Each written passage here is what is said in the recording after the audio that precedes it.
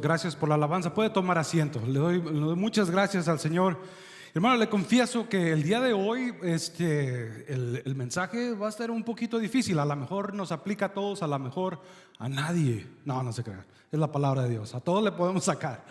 Pero todo fue difícil desde la preparación hasta el nombrar el título del pasaje que estamos en los primeros 4 versículos del capítulo 5 de Primera de Pedro. Primera de Pedro 5 del 1 al 4. Y hasta el título se me hacía difícil. Le iba a nombrar el rebaño de oro, pero dije, no quiero ofender a los que le van a la América. Dije, no, eso no está bien. ¿Qué pasa si se enojan los que les van al fútbol y saben que los americanistas se me van a poner en contra? Entonces digo, no. Los primeros 4 versículos habla sobre el pastorado, y en realidad fue difícil encontrar mucho o en abundancia para aplicar a cada uno de los versículos. Entonces estuve en oración, estuve en meditación, y también la ayuda de los 4 o 5 pastores que estuvimos juntos el martes, que me ayudó bastante para poder aplicar completamente este versículo a mi vida y cómo desplegarlo a la vida de la congregación. Esto es con el contexto que venimos acarreando, ¿okay? Quiero que ponga en su mente, que prenda el foco en su mente de este pensamiento. El Primera de Pedro se ha tratado sobre el testimonio como cristianos, que lo debemos de mantener. Mantenemos el testimonio como cristianos a pesar de lo que pase, por tribulaciones, por dificultades, por problemas, por gozos, alegría. Nuestro testimonio se tiene que mantener, y Pedro se está poniendo a nivel de los demás líderes para que sepan qué es lo que tienen que hacer, instruyéndoles. Les dice el qué, les dice el cómo, y luego al último les dice el por qué. El qué, el cómo y el por qué. Pero se trata del testimonio de cada pastor, y no nomás aplica a los pastores, sino también a todos los que somos congregantes de una iglesia. Y le voy a pedir que se ponga de pie para leer Primera de Pedro capítulo 5 del 1 al 4. Primera de Pedro 5 del 1 al 4. Dice, si estamos todos listos, si tienen subir, si no, véanlo en la pantalla, no se apure. Dice, a los ancianos entre vosotros les exhorto, yo anciano también como ellos, testigo de los sufrimientos de Cristo y también participante de la gloria que ha de ser revelada. Apacentad el rebaño de Dios que está a vuestro cargo, cuidándolo no por la fuerza, sino de buena voluntad según Dios, no por ganancias deshonestas, sino de corazón, no como teniendo señorío sobre los que están a vuestro cargo, sino con ejemplos para el rebaño. Y al aparecer el príncipe de los pastores, recibiréis la inmarchitable corona de gloria. Vamos a orar. Señor mi Dios, en este día vengo a ti, Padre, y te pido que me ayudes a exponer este mensaje para gloria tuya, no para la mía, Señor. No soy nadie más, nada más que tengo un cargo que me has puesto, Señor, y lo hago con gozo y alegría, últimamente sabiendo que te sirvo a ti, Señor, y en este día trato de glorificar tu nombre. Te pido, Señor, que nos llevemos algo, que estemos atentos a tu palabra, a recibir una sola instrucción, para que nuestro testimonio brille en un mundo de oscuridad. Aún cuando somos líderes de nuestro propio hogar, en el trabajo, con nuestros familiares, con amistades, Señor, debemos demostrar lo que Pedro nos instruye aquí. Te pido que nos ayudes a recordar en ese momento.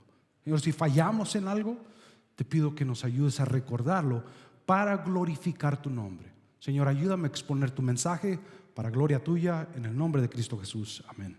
Puede tomar asiento. Muchas gracias.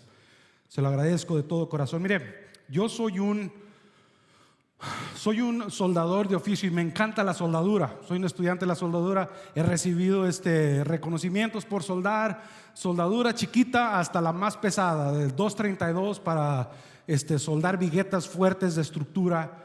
Y muchas de las veces mi arrogancia me llevaba a tratar de modificar el tipo de soldadura solamente escuchando el sonido cuando el alambre está saliendo y está haciendo contacto con el metal. Al puro escuchar, con el entrenamiento que nos habían dado, al puro escuchar el sonido y el tronido de la máquina cuando está sellando, haciendo la soldadura, uno lo puede escuchar cuando se está haciendo una buena soldadura. Cuando está brincoteando, se está pegando, entonces uno sabe que la soldadura no está haciendo el contacto necesario para poder hacer lo que tiene que hacer, su trabajo como debe de ser. Y uno se puede evitar todas esas clases de cosas leyendo el manual que viene con la soldadura.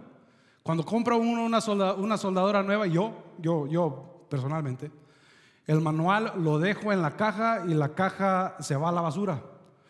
Y es una culpabilidad mía porque en vez de leer el manual, en vez de ver las cosas que debo de ver, que una persona, una vez me dijo un señor que muy inteligente, me dijo: ¿por qué no lees el manual para ver qué gruesor tiene el metal, para así saber a qué temperatura, a qué amperes poder subir y a qué de rápido tiene que salir el alambre para que lo soldes adecuadamente?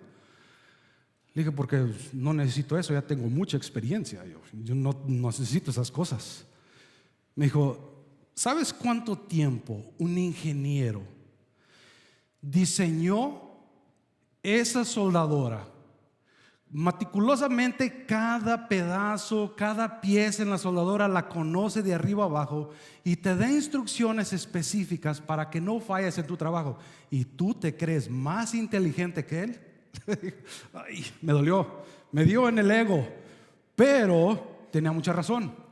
Y mire, nosotros como cristianos, como creyentes, como esposas, compañeros de trabajo, esposos, maestros, líderes en el hogar, en las cosas políticas, sociales, en lo que usted puede imaginar, especialmente en el hogar, tenemos un manual de instrucciones. Si toma usted la palabra de Dios verdaderamente, para cómo debe de ser su comportamiento.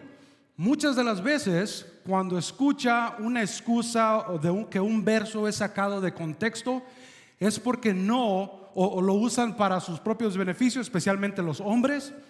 Lo usamos para beneficiarnos de ellos y abusamos de los versículos y no se explican de esa manera. Cuando sacamos un verso de contexto, es un pretexto para nuestras vidas y puede ser un error muy profundo. Cometemos muchos errores. El día de hoy, en estos 4 versos, vamos a tocar 3 puntos sencillitos: testigo y partícipe, que es el primero. El segundo va a ser apacentar, no dominar. Y el número 3 es corona inmarchitable. Ya ve por qué le iba a poner el rebaño de oro, pero de nuevo, no quería ofender a nadie. Pedro les está diciendo en el versículo 1: a los ancianos entre vosotros les exhorto, yo anciano también como ellos. Yo anciano, yo un líder igual que ustedes, no soy más que ustedes. Y si acuérdense, Pedro era alguien que había sido restablecido por Dios, por Jesús. Era uno de los 12 apóstoles, estuvo con él, estuvo en el cuarto cuando estaban con miedo y encerrados porque los fariseos los estaban persiguiendo, y vio a Jesús entrar por la puerta cuando había resucitado. Era uno de los que fue comisionados, que le dijo: en esta piedra, en esta Petros, va a ser fundada mi iglesia. Uno de los que caminó con él, vio sus milagros, pero no se alzaba más que los demás. No se hacía creer que era alguien superior a todos los otros. Es más, Pablo y Bernabé en el libro de los Hechos eran los que iban alrededor a las iglesias y asentaban quién iban a ser los ancianos de cada congregación. Y no los veían como a algo más, Sí les tenían respeto y se respetaban unos con otros, pero no se veían como que eran alguien superior. Y eso en nuestras iglesias actualmente tenemos un gran problema. Levantamos a los pastores o a alguien en liderazgo en un pedestal, y es un problema porque el único que debe de estar en un pedestal es Jesucristo. Para cuando cae el pastor, nadie se retira de la fe. Y tenemos que reconocer nosotros como pastores que no hay un nivel diferente. Tenemos un cargo, ¿sí?, una responsabilidad grande, y la tenemos que reconocer los que somos líderes. Pero no quiere decir que soy más que usted o usted más que yo. Estamos al mismo nivel, somos pecadores igual que cualquier otra persona.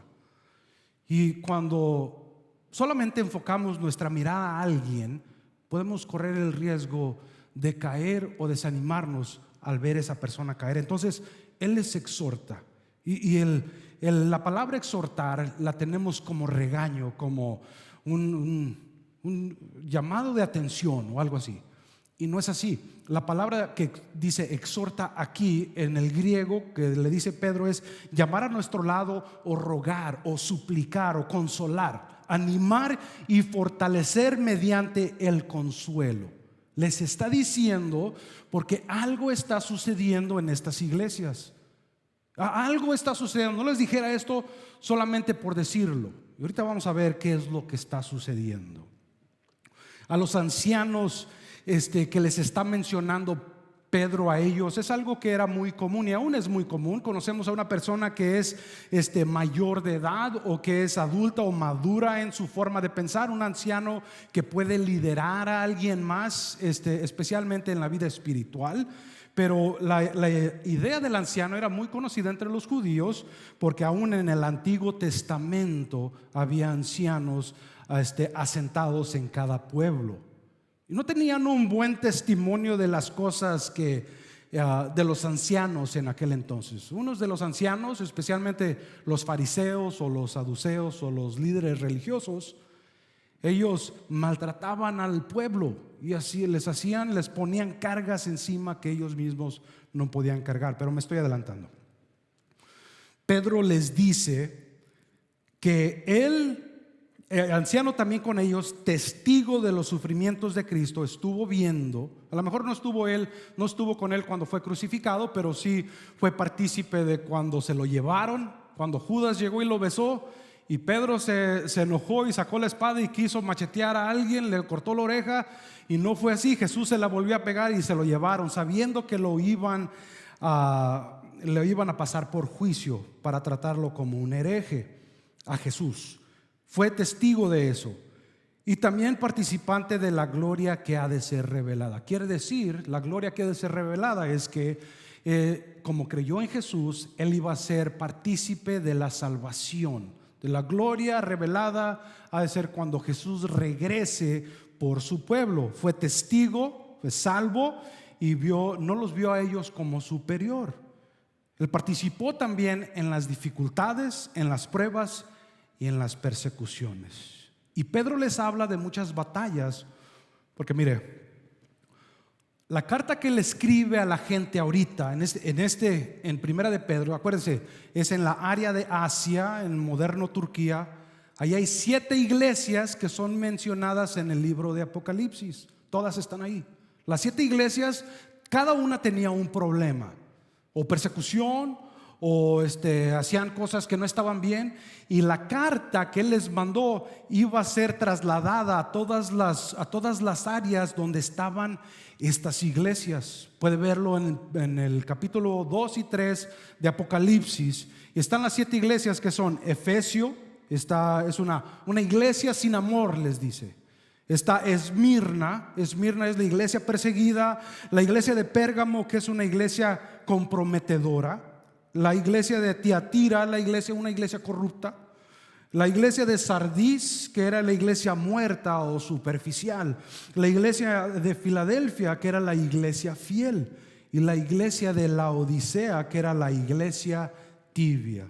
Hay una tarea muy grande para Pedro que tiene que exponer, y les dice: yo, como ustedes, testigo de los sufrimientos de Cristo y partícipe de la gloria que ha de venir, que ha de ser revelada, les exhorto. O sea, me apego a ustedes. Consuelen a la iglesia. Pónganse como debe de ser. Y él mismo se ponía como ejemplo para que ellos supieran cómo deberían de actuar, cómo deberían de liderar a una iglesia. En Filipenses 1 del 2 al 26 tenemos otro ejemplo de Pablo de cómo se debe de comportar un líder. Y esto lo vemos muy poquito. Hay muchos que lo hacemos por un beneficio monetario, que a eso nos dedicamos, lo vemos como un oficio, como un trabajo. Y se nos olvida que es un llamado de Dios que nosotros explotamos.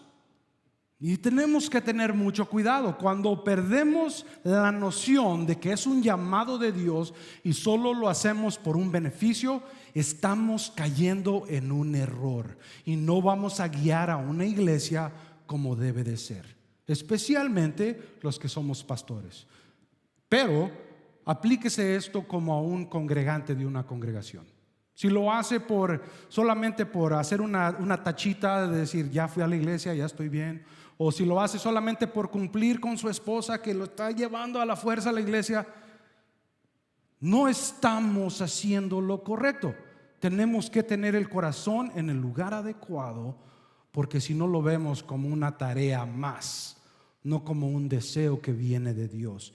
Filipenses 1 del 2 al 26 dice: porque para mí el vivir es Cristo y el morir es ganancia. Pero si el vivir en la carne me sirve para una obra fructífera, ¿cuál escogeré?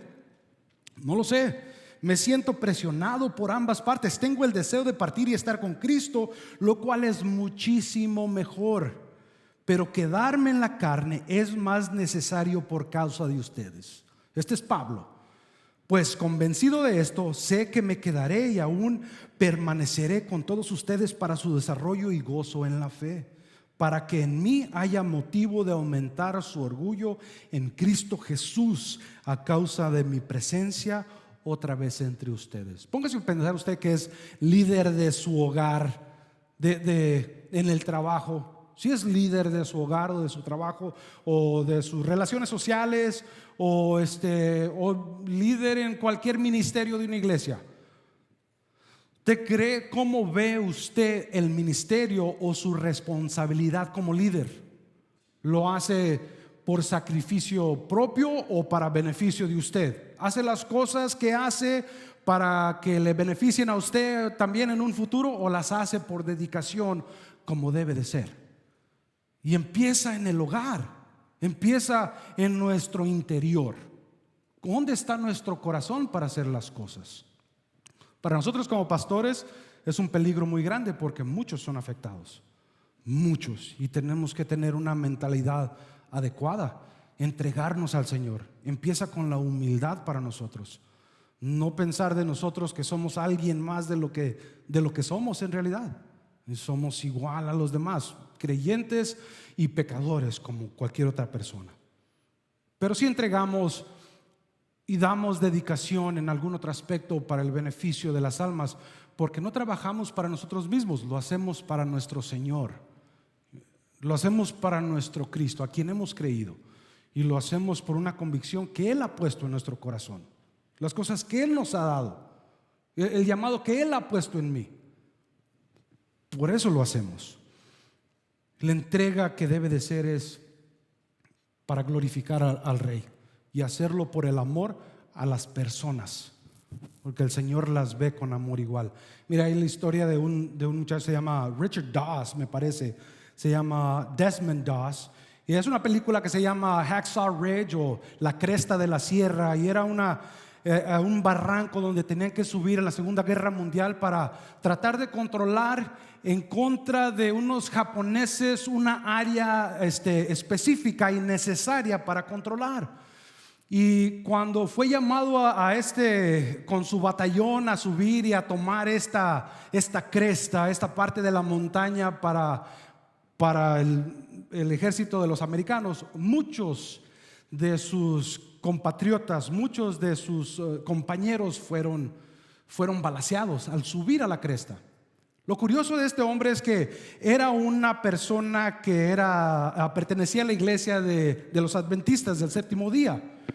Y cuando él estaba en las fuerzas básicas, muchos se burlaban de él, lo perseguían, lo maltrataban, porque él no creía en cargar en una arma. No creía en traer una pistola o entrar a la batalla con una arma, con cualquier cosa.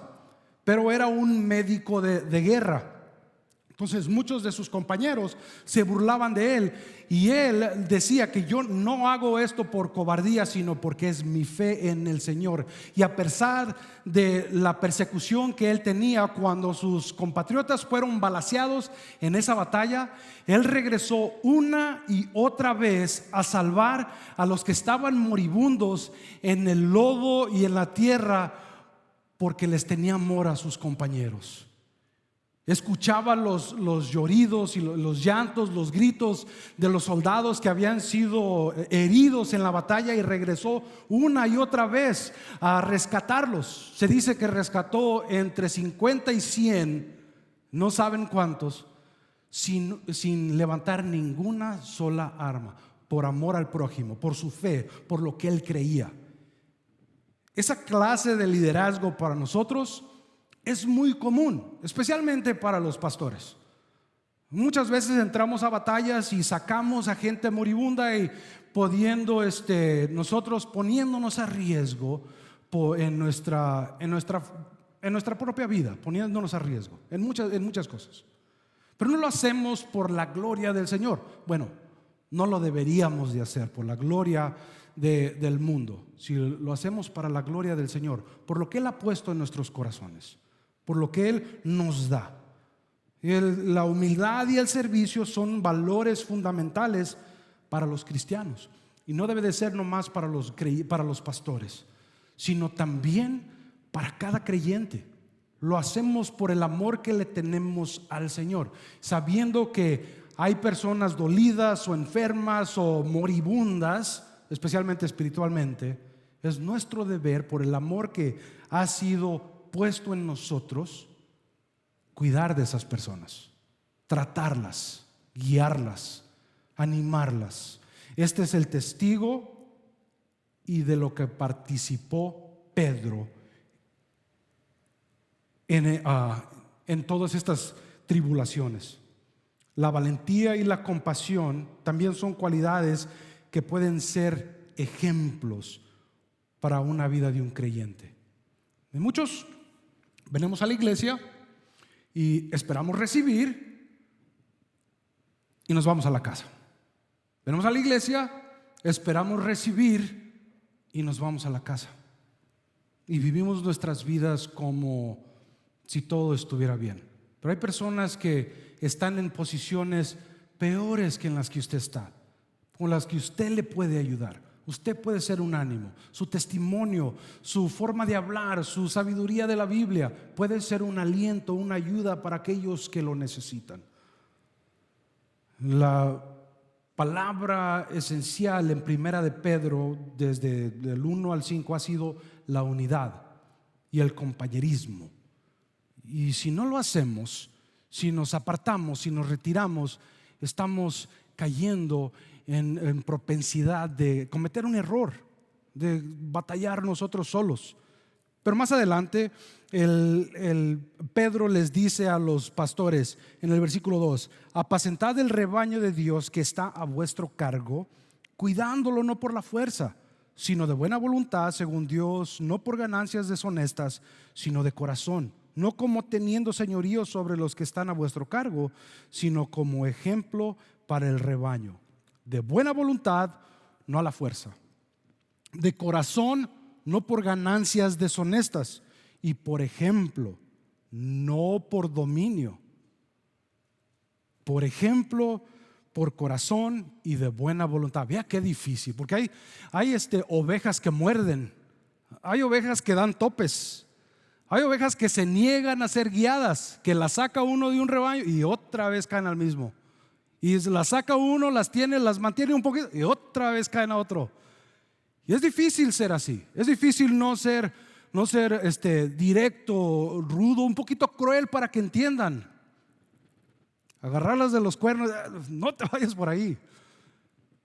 Pero el Señor nos llama, nos da instrucción.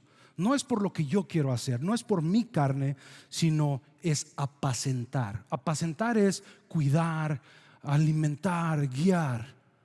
El apacentar es guiar por lugares con pasto verde, donde hay agua y alimento y sustento, donde puedas descansar sin peligro.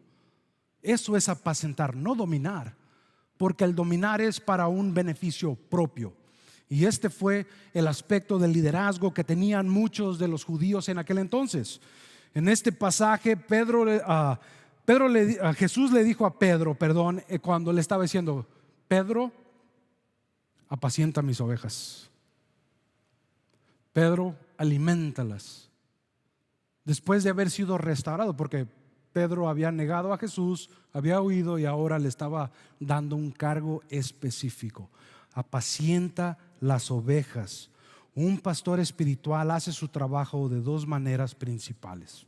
El primer trabajo es alimentar a las ovejas y el otro es de cuidar de las ovejas, lo que significa protegerlas, guiarlas, criarlas y cuidarlas. Y voy a usar este momento para abrirme a las cosas difíciles que muchos pastores no quieren escuchar. Yo quiero crecer, yo quiero seguir creciendo en el Señor, y no voy a reconocer mis errores escuchando que todo está bien todo el tiempo. Si usted ve algo que no estoy haciendo bien, o algo que en lo que estoy fallando, yo como pastor, le ruego que me lo haga saber. Es más cruel seguir en un error y usted sepa que estoy cayendo en eso, a que me lo diga de cara, aunque me va a doler y me voy a patear y me voy a poner como un niño llorón, pero lo voy a analizar y lo voy a aceptar. Eso sí se lo digo con mucha sinceridad. Y le ruego que si hay algo que yo estoy haciendo mal, me lo haga saber para poder crecer. De la misma manera, para usted, si yo veo que usted está haciendo algo mal y la Biblia dice algo lo contrario, si yo no le digo, yo también estoy acariciando su pecado y eso no está bien. Como pastor, yo estoy cometiendo un error. Entonces le voy a decir la verdad y yo le ruego que haga lo mismo conmigo. Así es que los pastores no hacemos las cosas por obligación, sino de buena gana. Los pastores no deben hacer su trabajo porque somos obligados, porque tenemos que meter las horas necesarias porque es domingo y los domingos trabajo porque soy pastor y vivo de la iglesia. No es así. Lo hacemos porque nos nace. Si no trabajara yo en este lugar, si no fuera mi lugar de oficio, hiciera lo que estoy haciendo, aunque me mantuviera de afuera, aunque hiciera mi trabajo afuera. El predicar es una pasión y no lo dejaré de hacer por nada, solamente que se me fuera la voz, entonces aprendiera a hacer señales con las manos para predicar con eso. Predicar es lo que yo debo de hacer. No deben hacer trabajo como que somos dueños de ustedes. Usted puede imaginar, yo no soy su dueño, el Señor es su dueño. Yo solamente hago el trabajo que el Señor me manda hacer.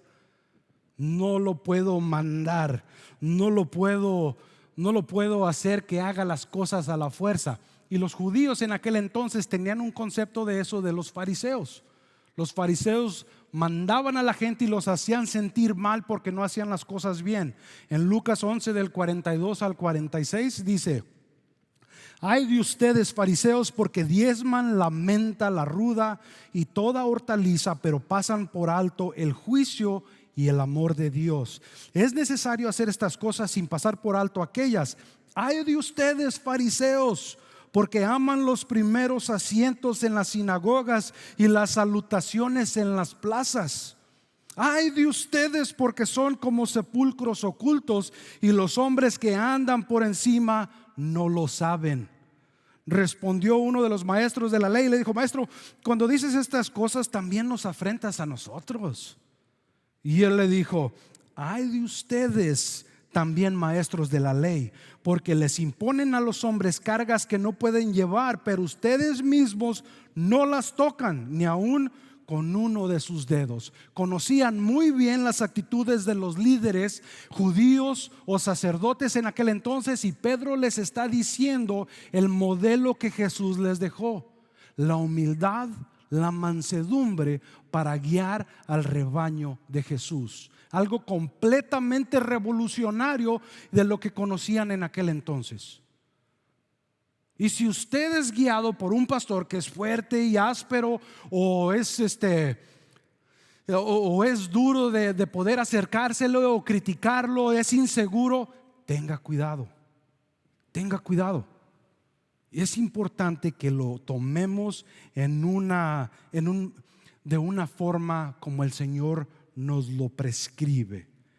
El problema de eso, de los que son deshonestos y eran crueles y no guiaban bien a la iglesia, está en uno de los ejemplos de las iglesias en el libro de Apocalipsis que mencioné hace un poquito. En la iglesia de la Odisea era una de las más ricas. Tenía una industria bancaria y una producción de lana fuerte. También estaba una escuela médica conocida por todo el mundo antiguo. Es más, de ahí es donde sale el signo del médico que conocemos, que es una espada con dos víboras. De ahí sale ese símbolo médico de la Odisea, de la escuela médica de ese lugar, por el Dios que adoraban en ese lugar. Pero siempre tenía problemas con el agua. No tenían lugar de donde suplir a la ciudad con agua. Entonces hicieron unos acueductos subterráneos para traer el agua de lejos. Y lo único que había, lo más cercano, eran aguas termales, que cuando llegaba el agua a la ciudad, el agua estaba tibia, como agua tibia que deja afuera en el sol. No está apta para tomar y no refresca, pero pues está mojada.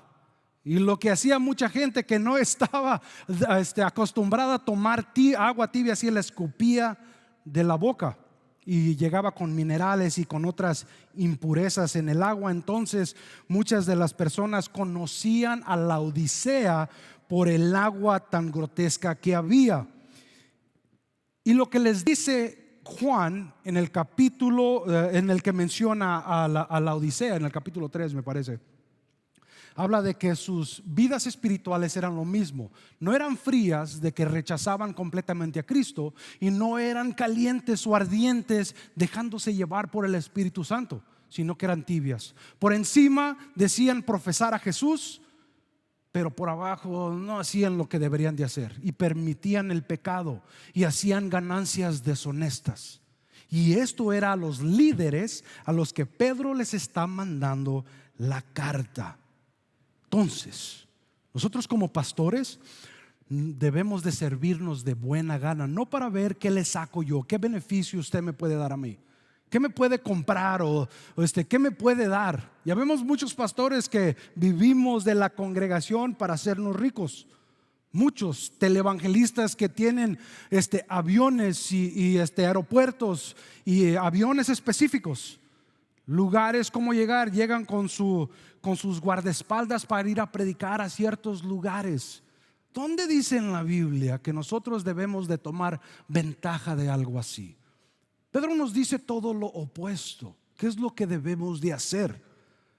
Entregarnos humildemente a la comunidad de todo corazón, con buena voluntad, no para ganar cosas deshonestas, sino para el beneficio de su crecimiento espiritual, porque en el futuro habrá una corona inmarchitable.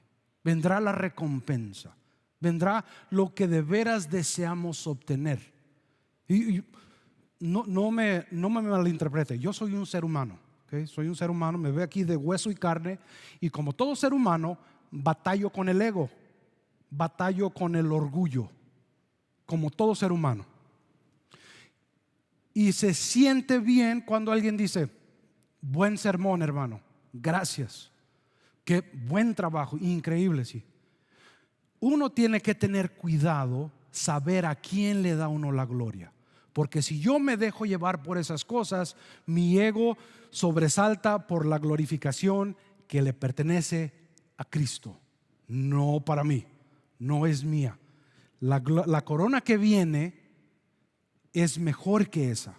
La corona de otros, no le digo que está mal o que no me diga tampoco, ¿verdad? A veces deme un poquito de ánimo, sino que también tengo que saber que esas coronas son marchitables, se desvanecen o también corrompen a la gente. Pedro les recuerda que las dificultades por las que están pasando van a ser recompensadas cuando el pastor de pastores, el que de veras cuida, el que ama, el que instruye, el que alienta, va a ser revelado. Y les dice a los pastores, porque el pastorado en aquel entonces era, para nosotros ahorita pues vemos a un pastor y decimos, no, él es un pastor, le tenemos reverencia o lo tenemos respeto, cuidado. Pero los pastores en aquel entonces no eran personas que eran bien queridas. Los pastores eran personas que no se bañaban, que duraban 3, 4 meses en el campo con una vida nómada, con los puros animales. Es más, no se acercaban a la ciudad y si eran judíos no hacían sacrificios por su religión. Entonces no estaban al tanto de su religión como debería de ser. Los tenían como impuros. No tenían estatus social porque no tenían amistades. Les hablaban a sus ovejas. Entonces no conocían a más gente más que a otros pastores. No eran nada más que hombres apestosos que se la pasaban en el campo. Nada más. Y no tenían una elevación social. Y les dice aún a estas personas, aún a estos, ustedes como los pastores que conocen que es un trabajo arduo, difícil, que uno se estira para hacer lo necesario, no lo haces para gloria tuya, lo haces para recibir una corona inmarchitable. Se pasaban mucho tiempo guiando a las ovejas, haciendo trabajo que no era recompensado los pastores. Y muchos hacemos lo mismo. Muchos hacemos trabajo que nunca es agradecido, nunca es reconocido, nunca es visto por nadie. Y lo hacemos para la gloria de Dios, no para que la gente se dé cuenta por lo que estamos haciendo. Si lo hacemos para que el Señor sea glorificado. Y nuestra preparación, nuestra oración, nuestro ánimo nunca es reconocido, pero no lo deberíamos de hacer por eso. Muchos sí lo hacemos para que seamos reconocidos y la gente sepa qué es lo que estamos haciendo. Lo que hacemos no es para lo que la gente nos esté diciendo. Ellos en aquel entonces conocían lo que era una corona. ¿Y se acuerdan? En el libro de 1 Corintios, Pablo habla de los que reciben la corona por su trabajo, porque eran atletas, se preparaban y solamente uno recibía la corona, y la corona que recibían era de hojas, y las hojas se marchitan, hojas por haber ganado. Me imagino que les daban una medalla, una moneda, algo de oro, pero no. Por haber ganado la carrera les daban su corona, y la corona y todo el reconocimiento se marchita de la misma manera. Pero esta corona es una que es inmarchitable, y cuando el Señor llegue y nos vea haciendo su trabajo, es cuando va a ser todo va a valer la pena. Hace 2 años, se me hace que he dicho esta ilustración. Hace 2 años, en el 2021, tuve una carrera de ultramaratón. Y esta carrera fue en China, en el noreste, en las montañas. Una carrera de 65 millas y otra de 100. Y ándale que muchos corredores iban en el cerro, y durante el tiempo en que iban corriendo descendió una tormenta donde empezó a caer agua y nieve y un viento fuerte. Muchos quedaron desaparecidos. Había 175 corredores y 21 de ellos perdieron la vida en lo que iban en el cerro, porque descendió tan fuerte el frío. Se murieron de hipotermia. 6 de ellos fueron rescatados por un pastor que habitaba en la región y tenía una cueva preparada para recibir a sus ovejas cuando algo de esta índole sucediera. Entonces cuando descendió la tormenta, él veía los corredores que pasaban y se acordó, ven, ha de haber personas tiradas por ahí. Salió una y otra vez rescatando a 6 personas. La última de ellas ya no tenía el sentimiento en sus dedos y en sus piernas. Cuando uno corre un ultramaratón, no va preparado para ir corriendo con pantalones o sudadera, nada de eso, sino lo más ligero posible para poder alcanzar la meta. Pero el pastor estaba preparado para recibir a sus ovejas en primer lugar, pero le salvó la vida a estas 6 personas. Mire, al igual que el pastor, el trabajo de preparación de este pastor para él mismo no fue recompensado. Es más, si no haya tenido que rescatar a ninguna de esas personas, nunca hayan sabido que este Señor existe y toda su preparación no haya sido reconocida. Pero lo que hizo, su preparación, fue para el beneficio de alguien más, para rescatar a personas que estaban doliendo o en un peligro físico. Las cosas que hacemos para Dios a menudo no son reconocidas, pero no trabajamos para eso, sino que nosotros que creemos en Cristo seremos recompensados mucho más mejor de lo que el mundo nos puede dar. Más aún si te sientes que estás en una tormenta, es para el beneficio del futuro. Yo no sé dónde te sientas. Quizás tú eres un pastor, ¿okay? Y te sientas como que él trabaja arduamente y sigue adelante con los problemas y nunca es reconocido por el trabajo que haces, las oraciones que haces, el ánimo, el sacrificio que haces por los demás, y nadie reconoce eso. Pero Cristo lo ha de reconocer. No te des por vencido. Hazlo por el testimonio que tienes en Cristo. Y tú, si te sientes que estás en una tormenta, si vas pasando por un lugar difícil, si has sido tomado por sorpresa por este lugar frío y arduo con viento y lluvia y no sabes qué hacer, es más, te estás entumiendo espiritualmente, el Señor ha preparado un lugar que es a salvo, es para ti. El Señor tiene la respuesta y es el pastor de pastores, dice Pedro. El pastor de pastores tiene un lugar a su lado para que tú te sientas a salvo, especialmente en estos tiempos difíciles. ¿Dónde estás? No lo sé, pero recuerda, si has trabajado duro y nadie reconoce eso, el Señor te ha de recompensar. Y si estás en la tormenta, acércate al Señor. Él está dispuesto a guiarte por los lugares que son salvos y donde hay comida adecuada y sustento para tu alma. Vamos a orar. Señor mi Dios, te doy gracias en esta hermosa mañana, Señor. Gracias por el privilegio de poder servirte, Padre. Señor, es una tarea tan grande el servirte de esta manera.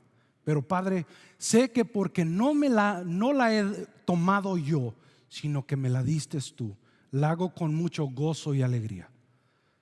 Solo, Señor, te pido que me guíes y que me animen a reconocer los errores que cometo como pastor.